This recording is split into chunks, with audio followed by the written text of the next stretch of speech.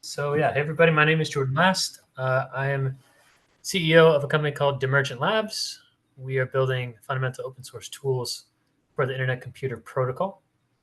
And just to understand a little bit more, you guys had a meeting yesterday to already go over the basics and fundamentals of the Internet Computer, is my understanding. Is that correct? Yes, correct. Awesome. So then I'm happy to answer any questions you guys have still about the Internet Computer as I go. I'm going to be sharing my screen, so I won't be able to really see the chat. But I would say feel free to just unmute yourself and interrupt me if you do have a question. So basically, we're going to just dive straight into coding. So my company is building two projects in particular. One is called Kybra. Kybra is the Python development kit, essentially. And the other is called Azel, which is the TypeScript and the JavaScript development kit. Tomorrow, you guys are going to learn about that, is my understanding. But tonight, we're going to focus on Python. But just keep in mind, everything we're learning here is essentially equivalent to what you can do with the TypeScript and the JavaScript development kit that you'll learn about tomorrow. So first things first, the project is called Kybra. The headquarters of everything is right here at github.com/demergent-labs/Kybra. You can see all the work we're doing and everything. Right now, we're focusing more on the TypeScript and JavaScript CDK. So we haven't touched too much in the last few months, but these two projects are both very important to us. One disclaimer is Kybra is a beta project. So it may have unknown security vulnerabilities due to various things, and it's new. You could run into bugs or problems. So just an FYI. The most important thing here after the disclaimer is probably this examples directory right here. This examples directory has tons, like 60 or 70 examples of all the APIs available to you, just how to do basically Internet Computer programming using Python. So if the documentation doesn't cover something, look for an example that might cover it. So that's just the examples directory in the repository. And then from the README, you can always get to the documentation, the Kybra book. Look at, here we are, same thing. The Kybra book is designed to be basically a giant tutorial. So if you just go chapter by chapter, it should guide you along pretty well and understand the basic concepts that you need to know. So MIT licensed, basically everything we do is open source. That's the way I like it. Chapter 2 here, by the way, is going to be very good for getting an in-depth understanding, at least a more in-depth understanding of the trade-offs of the Internet Computer and of Kybra compared to doing something else, right? The Internet Computer is not a perfect solution, just like AWS is not a perfect solution, just like Ethereum and Bitcoin aren't perfect solutions. The Internet Computer has chosen a very specific set of trade-offs and a set of design choices that allow it to excel in certain areas and to not excel in others. So chapter 2 kind of dives into a lot of that material. But for us, we're just going to get started. So chapter 3, installation. This is the hardest part for everybody. You need to know right away, you must have a Linux machine or a Mac machine, or if you're on Windows, you need to use WSL, and you need to use the latest WSL, like WSL version 2, I believe is the latest, but version 1 definitely will not work. So if you're on Windows, you should just make sure you have WSL right away. And I think it's better to program with a Unix-based machine anyways, so I might as well get it over with. Then you need to install Python. You need to install a very specific version.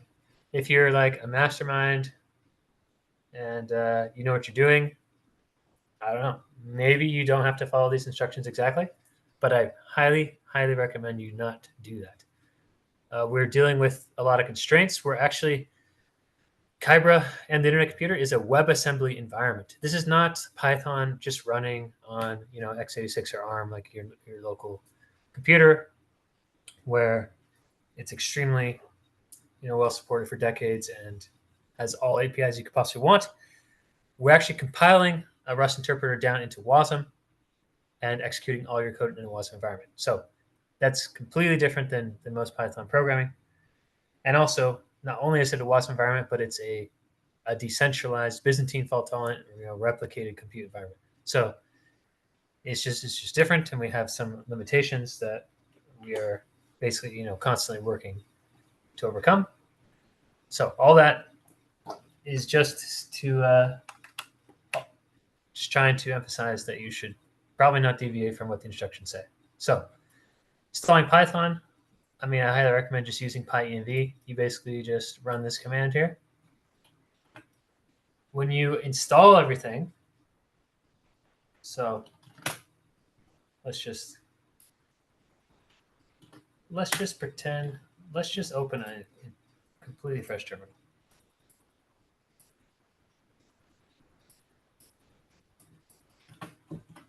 You just run the command. Because I already have it installed, I'll just do it from scratch for you.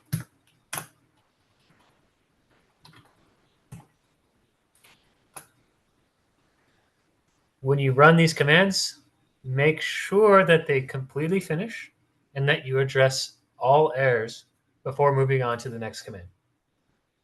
A lot of people just copy this whole thing and then it gets really complicated. So everything is completely fine, just based on experience. I know that. Also, it's not telling me that there are any errors, right? I don't see any errors. And also, all this does is it creates a .pyenv directory in your home directory. So if I really want to check, I can go in here and everything's looking good. Okay, so that just installs PyEnv, which allows us to easily install specific versions of Python. So now I'm going to install Python version 3.10.7. Just copy this command and execute. I think that takes a little bit to download and everything.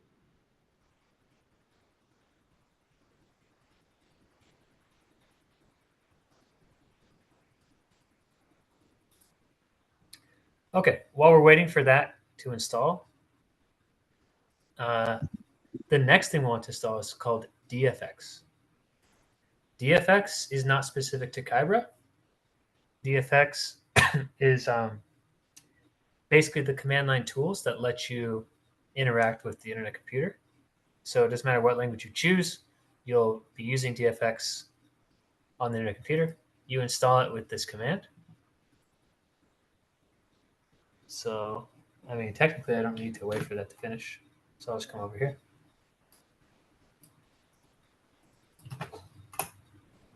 And I'll install this. Make sure you install this specific version. That's just the latest version we've tested against. So newer versions might work, but all of our tests are running against this version.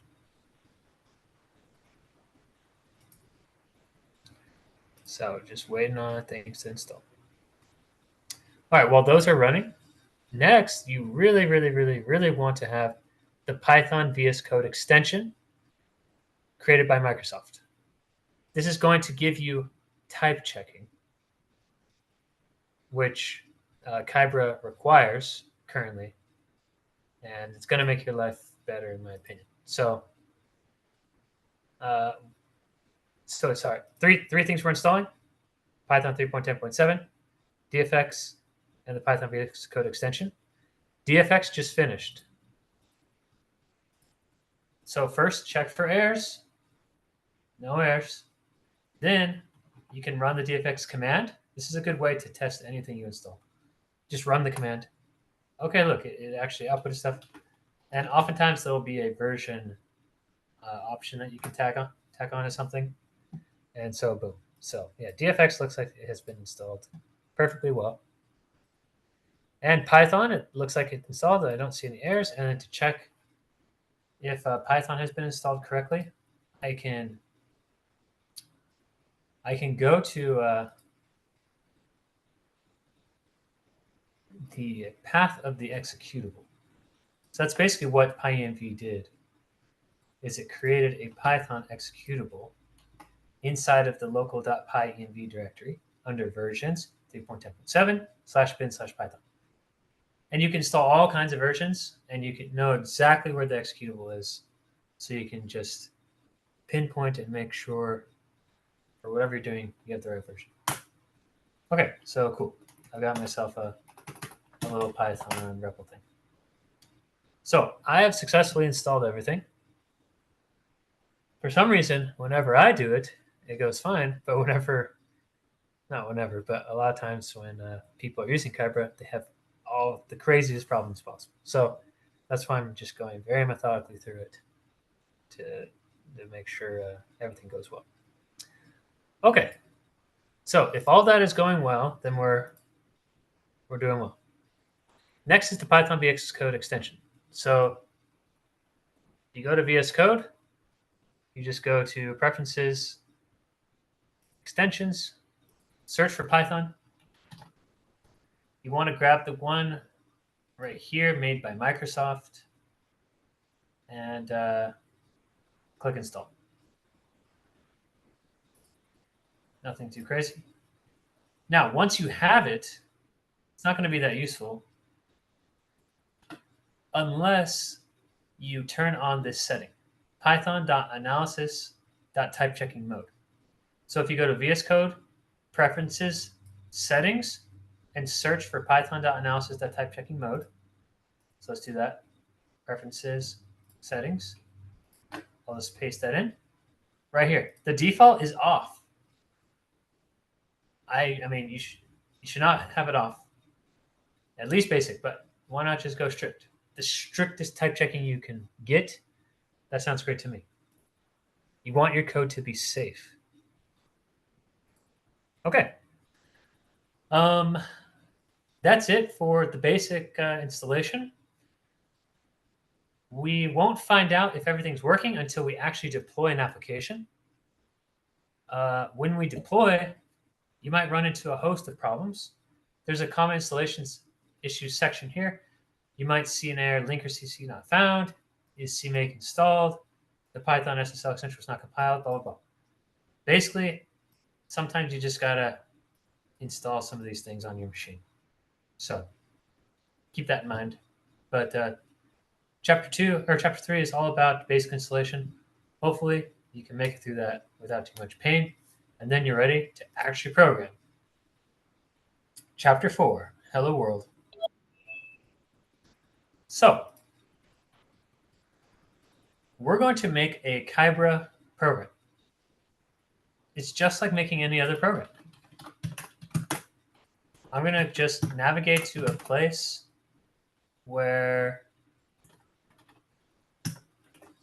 I can there we go.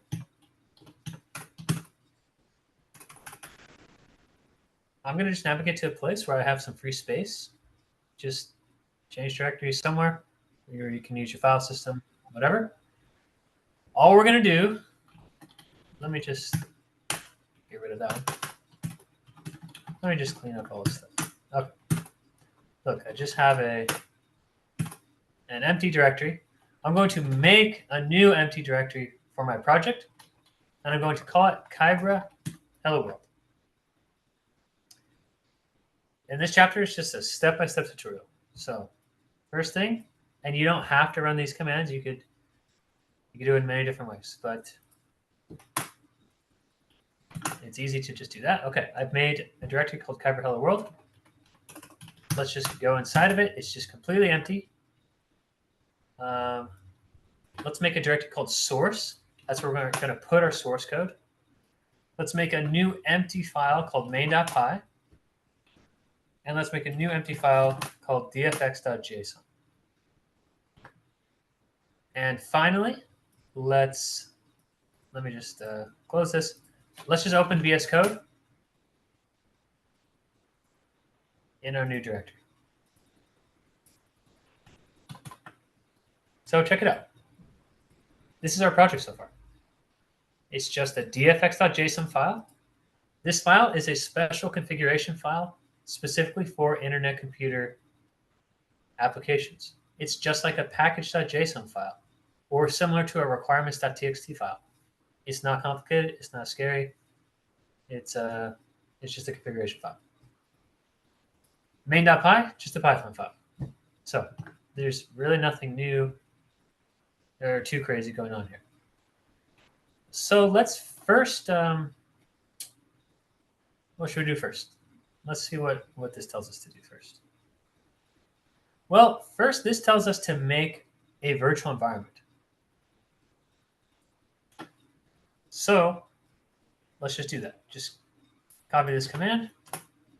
This uses the Python venv command. It makes a new virtual environment called venv. So you notice right here, we have a new folder called virtual environment. And this is by the way, I'm not really a Python programmer, so I have done a good amount of Python, but it's not the language or the ecosystem I spend my time in.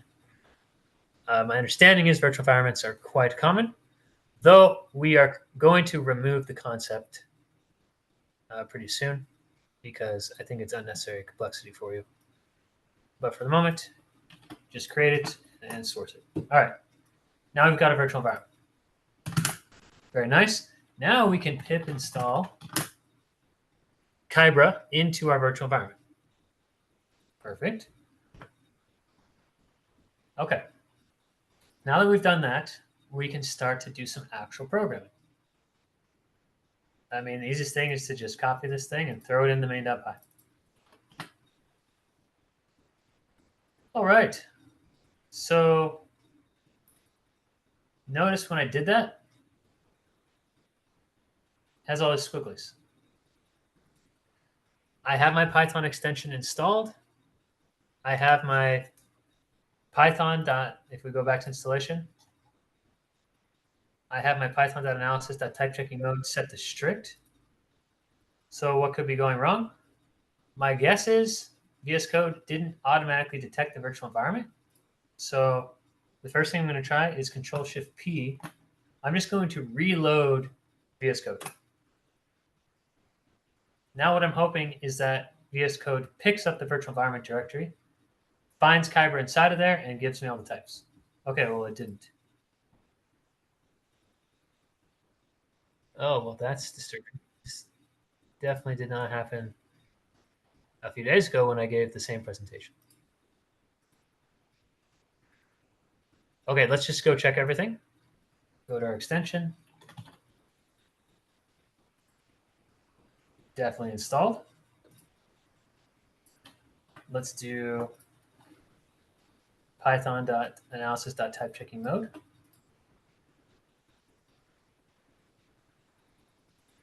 Oops.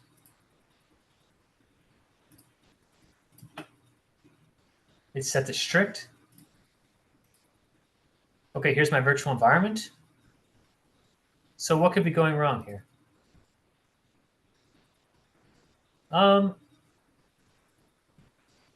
Okay, so sometimes it might not have chosen the right interpreter.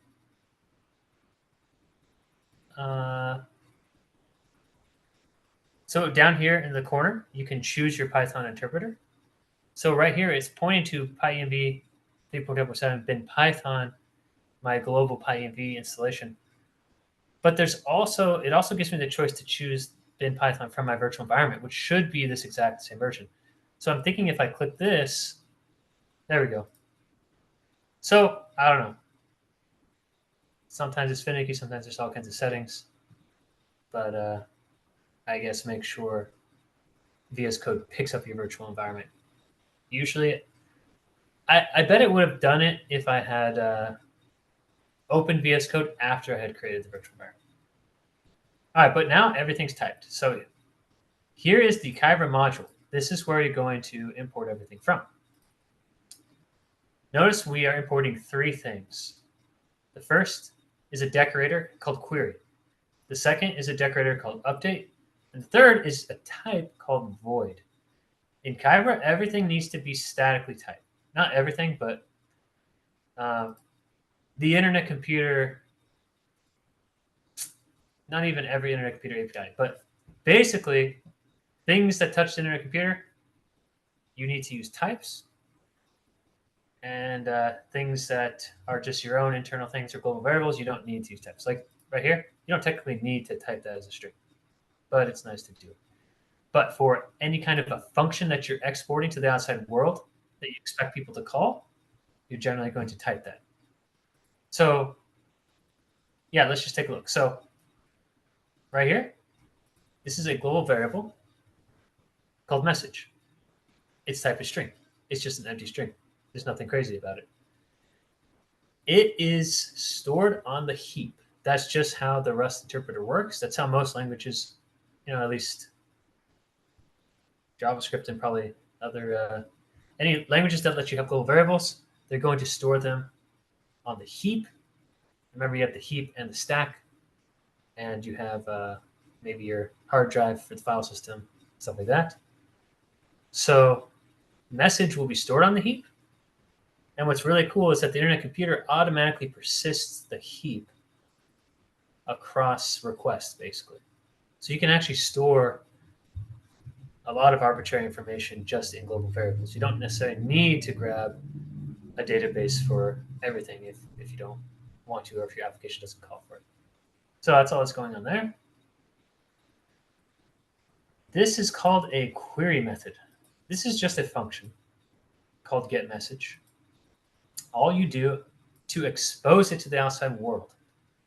Now, query and update, this is the way that you expose your functionality to the outside world. What we're building here is called a canister. It's just an internet computer application. A canister will run on the internet computer network. How do people interact with your canister? How do clients, web browsers, mobile apps, other canister servers, how do people interact with your canister? Generally, through query and update methods. You can also do pure raw HTTP, but this is a nice abstraction that the internet computer provides. So what is a query method? It's a function decorated with query. What does it do? It's basically a read-only method. If you want people to be able to read data very quickly and skip the blockchain consensus, then you'll make a query method. So, for example, just reading the message, just query. That's it. If you want to actually change data, so it's read-only. So if you try to change any global variables, they will not be persisted. They'll be thrown away. The changes will be thrown away. If you want to persist changes, then you'll decorate your function with something called an update method. An update method can actually write data into the heap or other locations, and the data will be persisted. Update methods take a couple seconds to complete. If you do, cross-canister calls or outgoing HTTP requests or something, it could take even longer. But just a normal, regular HTTP request or update method call will take a few seconds to complete. That's because it's going through consensus. All the nodes running your canister are securing the change, basically making sure that at least 2/3 of them all agree that the change is correct. And that's why it takes a little bit longer. That's why it's more secure as well. And there you go. That's our basic application. Let's go back to chapter 4. So yeah, we went through the main.py. The dfx.json file is just a configuration file. You can generally copy paste this configuration. It's not that important what these fields say. I mean, you can basically copy paste these across all your projects, but basically there's a field called canisters or a property called canisters. And you just make a property for each canister that you want to deploy. Remember, a canister is the application unit. It's basically a WebAssembly module with the WebAssembly's heap and other storage locations and the binary that's actually the code running. So No, this is just a build command that actually compiles everything. This runs to upload everything after compilation. Here's your WASM binary. This tells it to gzip. And this is a file that I will talk about later. But yeah, you can just copy paste that. And we're going to make this way simpler in the future. It's a little bit unnecessarily verbose at the moment. Okay, now that we have code, now that we have our dfx.json, we're ready to actually deploy locally at least. So we're going to start a local internet computer replica. Oh, yeah, so I already have a replica running, so I need to turn it off. Oops. Sorry, I've been running multiple versions, so I need to add the -- clean command just to wipe everything and install it from scratch. Okay, so my replica is now running in the background. If you ever want to stop your replica, you can just do dfx stop. A replica is just a node, basically, right? It's like running a Bitcoin node or an Ethereum node. It's running one internet computer node on your machine. It's completely local. It's not connected to the actual internet computer network. It's just for your local testing. Actually, I don't really like running them in the background. I like just having a terminal open that's completely dedicated so that I can see the logs and I can see if there are any errors or anything. So I'm just going to leave that open there. And I'm going to make a new terminal to deploy from. Remember, whenever you deploy, you need to make sure you create a virtual environment. So I've already created the virtual environment, so I just need to activate it. There we go. And now that we have started our local replica, the only thing left to do is to do dfx deploy. This is going to compile everything down to a WASM module and upload it into the replica. Mine's going pretty fast. Yours is going to take 5 to 10 minutes the first time, unfortunately. Obviously, that's not desirable, and we would love to change that, but we are constrained by a few things at the moment.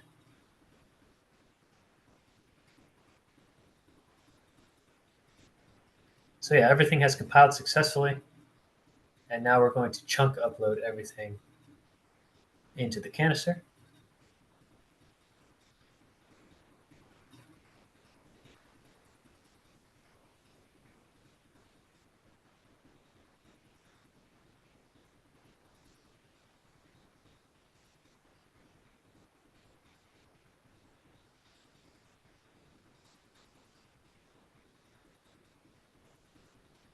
It might take a bit. One thing I need to point out, if you ever are asked for a password while using Kyra because of a dfx command, that probably means you have an encrypted dfx identity. The identity is basically a name and a key pair that dfx uses to sign things to authorize what you do. Kyra does not support using encrypted identities at the moment. So if you're asked for a password, you really must create an unencrypted identity. If you don't, you're going to run into crazy problems while trying to deploy that you do not want to run into. So just keep that in mind. Okay. So every time we chunk upload the Python WASM module, and then the first time you deploy a canister, we chunk upload the entire Python standard library. That's what that is.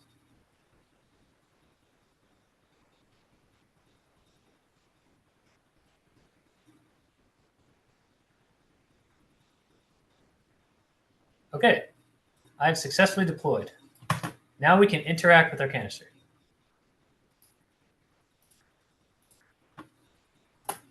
One of the best ways is to just copy that URL and go to your browser. Notice we have our query method, get message. We have our update method, set message. This is how we're actually going to interact. This is using something called the JavaScript agent. This website is, when I click query, it's actually creating the HTTP request it needs to create, putting everything into the right formats and encodings, and signing the messages, the HTTP requests, and then sending them down to the replica, getting a response, decoding everything, doing all that for you. That's nice. Okay, so obviously get message. Remember what it does? It just returns message, so there's nothing there. So it's empty. Set message will actually go and write into the global variable. And remember, the heap is persisted. So if we query, hello world. Pretty cool. You can also interact with it from the command line. dfx canister call, and then you put in the name of your canister, and then the method name, hello world. And if we want to set the message, we can do the same thing, and we can pass in our parameters. Different message. There it is. Different message. Different message. Okay. I mean, I'm going to pause there for the moment. Are there any questions? Because that is the most natural point to pause. We've gone over installation and deployment of a simple application.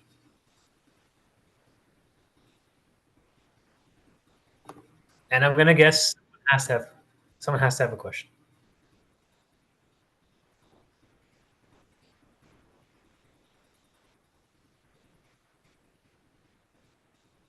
There's only 16 people. You don't have to be afraid.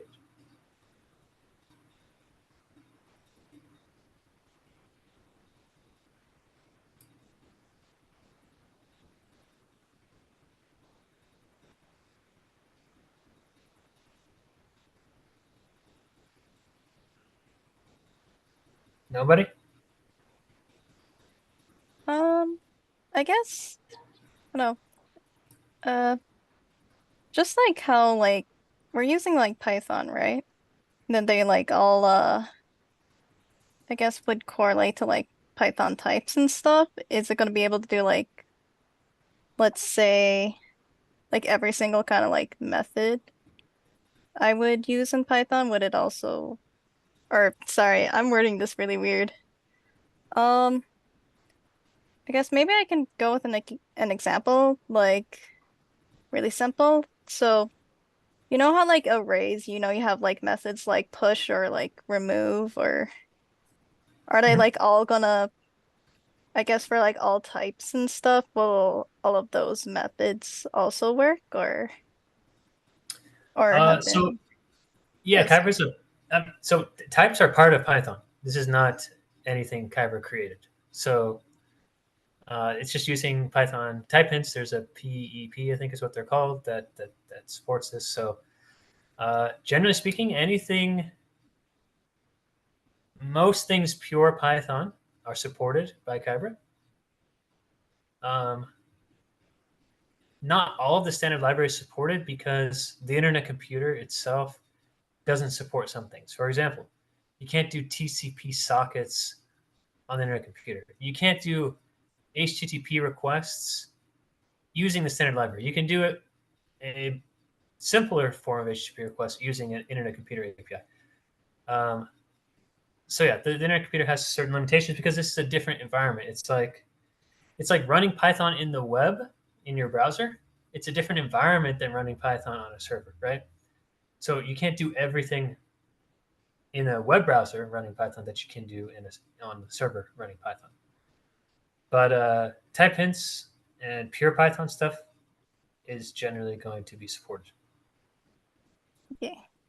Yeah, that's good to know. Thank you. Because I was looking at like the candid stuff and I'm like, okay, this looks slightly different.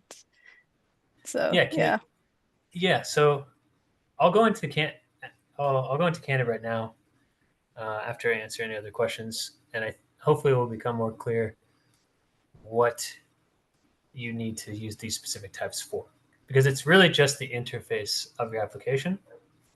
Once you're inside your application, you can just kind of do free-for-all Python. Nice. And I'll describe that. Okay, thank you. You're welcome. Another question that I have. So if I'm developing an app using Python, are there any like known frameworks that are supported already on the IC? What kind of frameworks? Like app development frameworks, front end related frameworks. So for front end, you could do whatever you want. Okay, Front end is not constrained by the internet computer. I see. Yeah. For the back end, I mean, Kybra is the sole backend framework currently on the internet computer. It supports. I mean, you should be able to use. I mean, this is the framework, I guess, right? All these things with the types, and I'm going to go into more detail now. It's making development very, very easy for you. So if you need other functionality, though, you can go to PyPy and pip install things. I don't know which things work and which things don't, because how would I know that? We would have to like download every package and test them out, right? So we haven't tested all the packages, but generally speaking, anything that is pure Python, so not using the C extension or the C API, anything that's just purely written Python using Python and a standard library that doesn't use unsupported internet computer, APIs that wouldn't be supported on the computer, should work.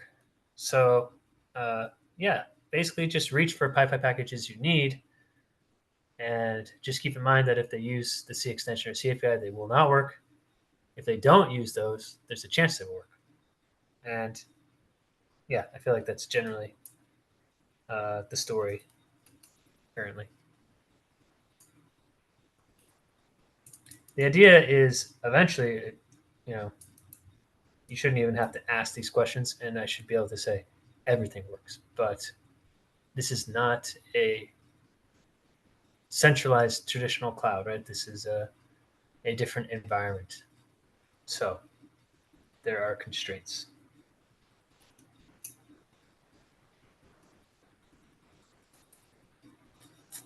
Anybody else?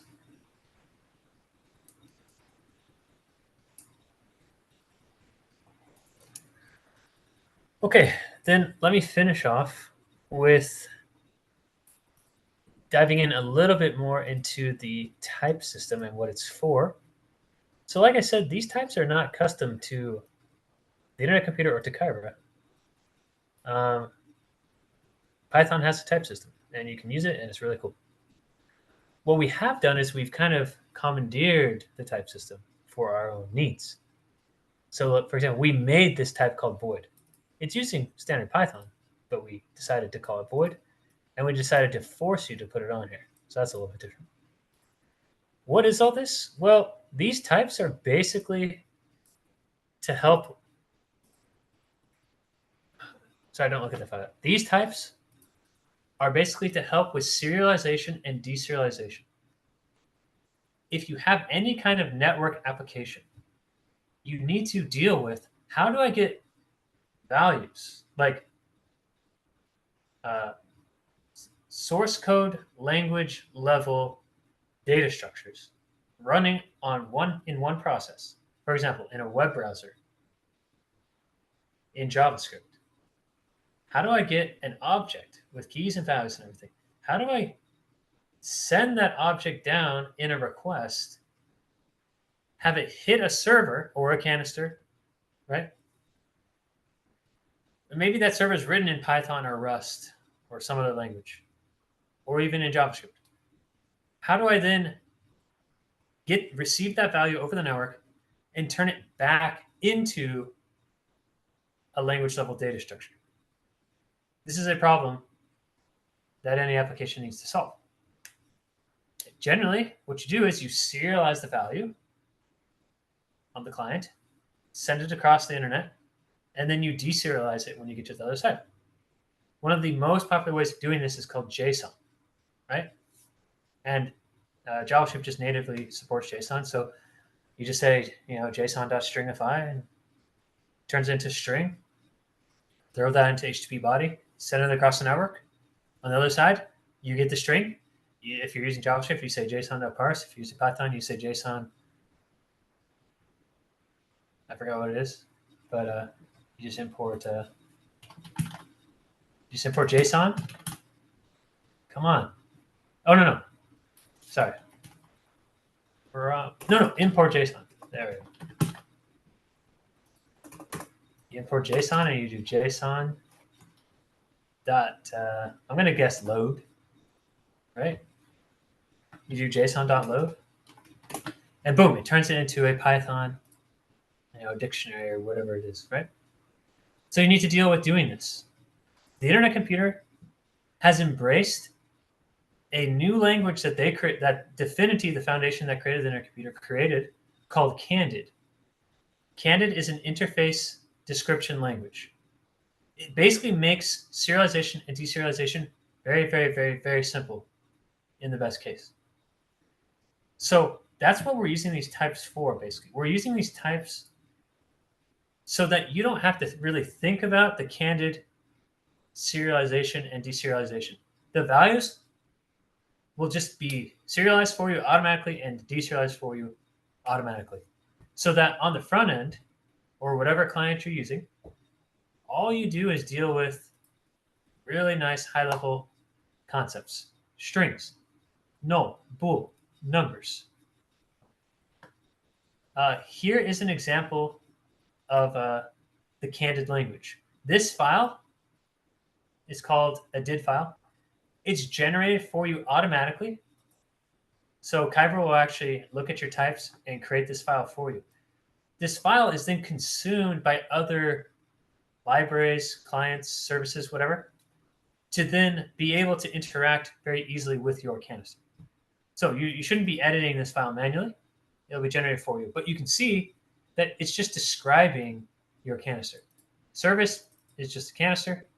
And it says, look, we have a method called getMessage. It has no parameters, but it returns a text value, and it's a query method. And we have a method called setMessage. It has one parameter that's a text value, and it doesn't return anything. And because it doesn't have a query annotation, it's an update method. So yeah, Candid is what is used for serialization and deserialization. So that's where you have to use the types. You have to use them if you want to use this automatic serialization and deserialization. So right here, we can just get rid of that. We don't need that if we don't want to have it. I don't see a reason to get rid of it though, so I'll just leave it. You have all kinds of types you can import. You have nats, nat64, nat32, nat16, int. Int's actually just the native Python int64, int32, int16, bool, null, vec, opt, all kinds of types. If you want to know what all these types are, you can skip. I mean, we basically covered, by the way, all these chapters. Query methods, update methods, and just an overview of the Internet Computer and canisters and deployment. So chapter 11 is all about Candid. So these are all the values that you can use to make interacting with your canister super easy and super interoperable. And basically all canisters do this. Any canister you interact with is going to have a Candid file available so that you can very easily interact with that canister. And because the whole ecosystem is doing this, it does make it quite easy to interoperate. So yeah, there's all those types. One thing I should probably show you is how you make something non-trivial. And that'll be probably the last thing I show you. So let's just delete all this. We're going to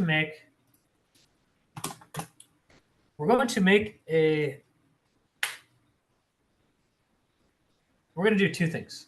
We're going to first make a key value store where the keys are strings and the values are strings.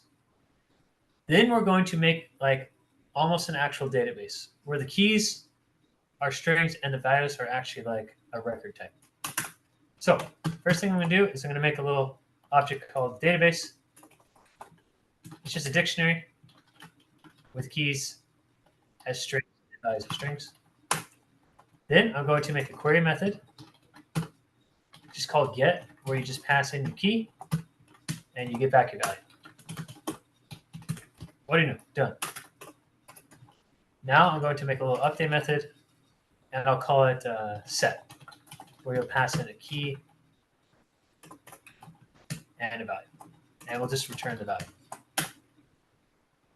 db key equals value, and then I'll just return value. Okay, I just want to show you, look, this is a little simple database. Let's just deploy it.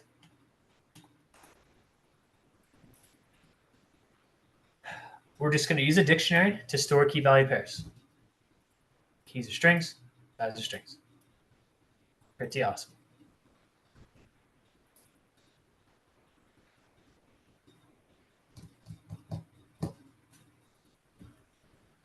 Chunk 1, chunk 2. Then we wait for it to finalize. And then we can go play with it. Notice that it generated a new Canada file for us.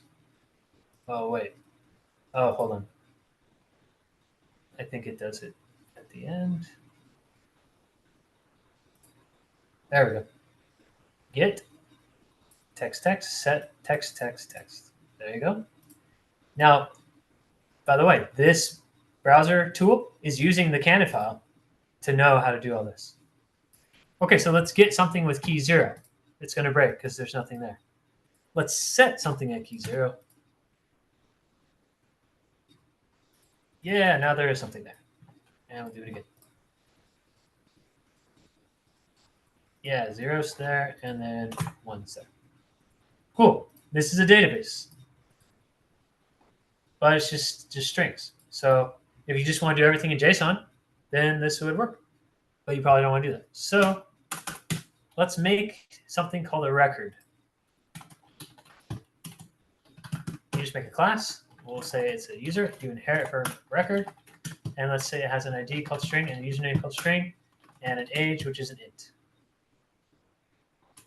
And then let's update this to be a dictionary of strings to string keys and user values.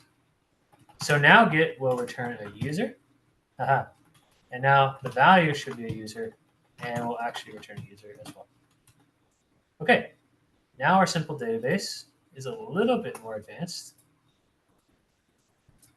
And it can store arbitrary. Now this database is basically acting as one table with rows, right? Every entry is basically a row in the table. That's the primary key. And these are each of the columns: ID, username, and age.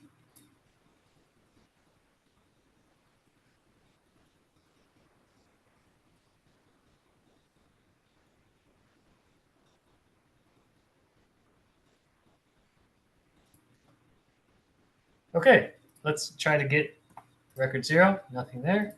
Now let's set record 0 with ID 0, age 32, username, last name JS, call. All right, we got our record back. And now if I query, look, it's a record. ID, age, username. Pretty cool. So you could just keep doing this, right? I could say maybe users, and then I could maybe say like blog post and make a blog post, right? And then I could say here that I have blog post, and this is a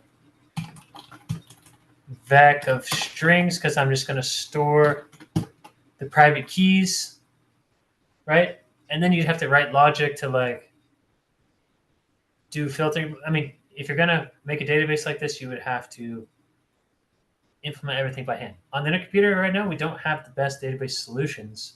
So people are generally doing a lot of this low-level work by hand. my company is planning to create a GraphQL database, which I got to a beta state, but we just haven't gotten to it yet. But yeah, this is generally what you'll do. You may have noticed, though, that every time I deployed, it wiped the previous data. That's because when you deploy new code, the heap actually gets wiped. So if you don't want that to happen, you can use a special data structure called a stable B-tree map. And a stable B-tree map will replace these dictionaries. So I'll say users equals stable B-tree map. I'll put in again my keys and my values. You have to give it a memory ID starting at 3, unfortunately. And then you have to set the maximum key size. Let's say 100 bytes and the maximum value size 1,000 bytes. Okay. Now I can say users get. So this has a little bit of a nicer API. Now I need to import a type called opt. And opt is basically null or the type inside of it. And then over here, if I want to set, I can say db.insert, not db, sorry. Users.insert key val. And maybe I want to get all of the users.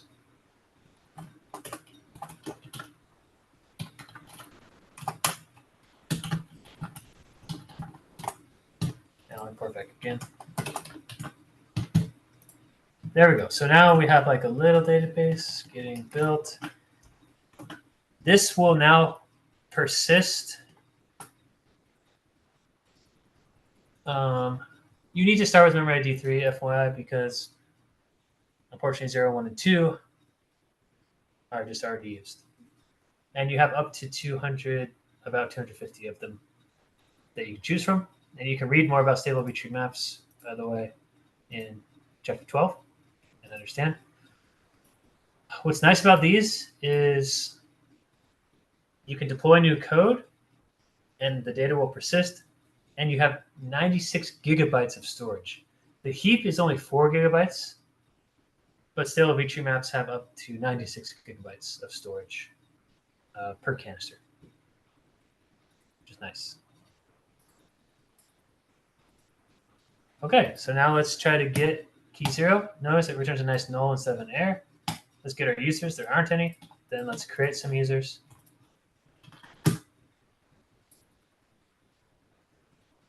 Nice. Now if I get ID 0, I've got my user. And if I get all the users, it's a vector with all the users in it. I can make one more.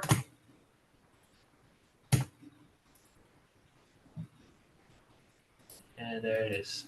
Pretty cool. Okay, those are the basics. Any questions before our time is up? I have a quick question. Yeah. So it's about the stable tree map. You said it has 96 gigabytes of data. So if you, it's a crazy question, but like if you create 2 stable tree map objects, are you able to like scale that up to like 96 times 2, or is it that? No, it's per canister, per application. They all share the 96 gigabytes. Yep. All right. But you can make another canister, and then you could have 96. And then share both. Okay. Thank you. Yep. It could be more relating to the instead of Kybra, you know, like Azul for TypeScript. Mm-hmm. Mm-hmm. I did try out making a project with Azul once. Oh, sweet. With like the MPX Azul, but I've noticed when I did that a bit ago, there was this you know, deprecated text encoding. a dependency that I would notice. Is Mhm. that like very important for or related to the candid stuff in TypeScript, or Is this an error that blocked you? it doesn't block me? I can like launch my application just fine. It's just I was Oh. wondering like how important it was. No, it's probably not very important, I would say. Okay, so I don't need to worry about. Okay. Probably not. Do you know what version of Hazel you're using? I think it should be the recent one. Let's see. I think it's the newest version. 0.18? Yeah. Yeah, it shouldn't be a problem. Especially, yeah. No, it's just a warning NPM is throwing probably. Okay. Good. Thank you. You're welcome.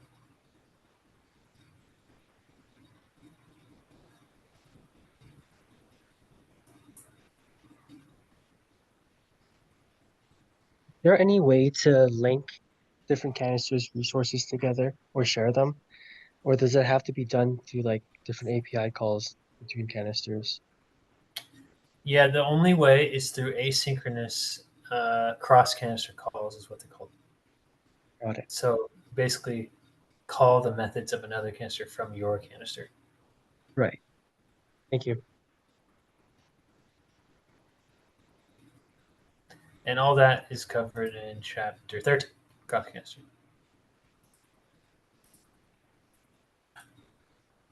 Okay, there's a question in the chat. In the case of using Hazel Cover, does it simply depend on whether you want to use Python or TypeScript? I mean, basically.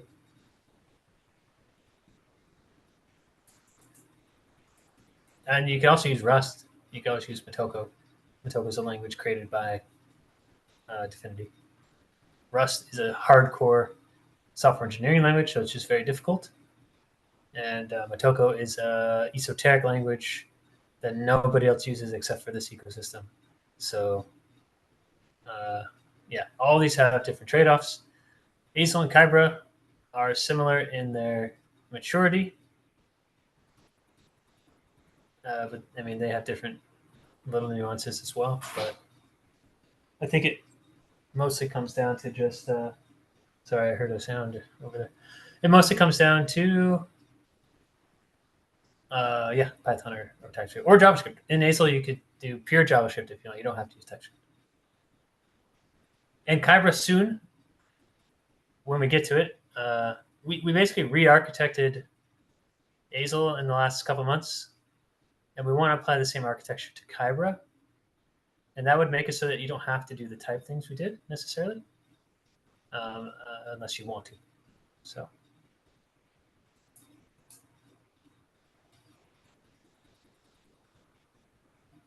We'll see how that goes, though. I don't know if all the concepts will translate perfectly over into Python.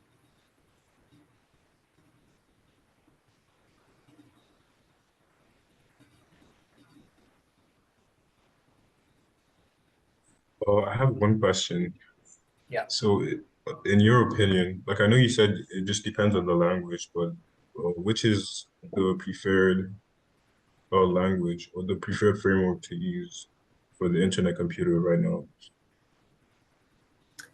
What do you mean by preferred? So, or like in terms of performance, or the one with a lot more features with it that can be used. I don't know if you get what I mean. I mean, yeah, I get what you mean. So just to straight up answer your question, it'd be Rust or Motoko, because those are the official languages that are supported by the Dfinity Foundation, and they put Right. their work on them. But both those languages have different trade-offs with each other. Yeah. Yeah. That's fair. Thanks. No problem. Okay, if you don't have any more questions, if you would like, Jordan, we can wrap up the workshop. We also recorded it as well, so any of the devs that we have that couldn't attend, we'll share the recording with them. Okay. Yep. I think everyone's good. And thanks a lot for your time and hosting the workshop today. You're welcome. Thank you, everybody. Thank you. Thank you, Jordan. It's very insightful chatting with you.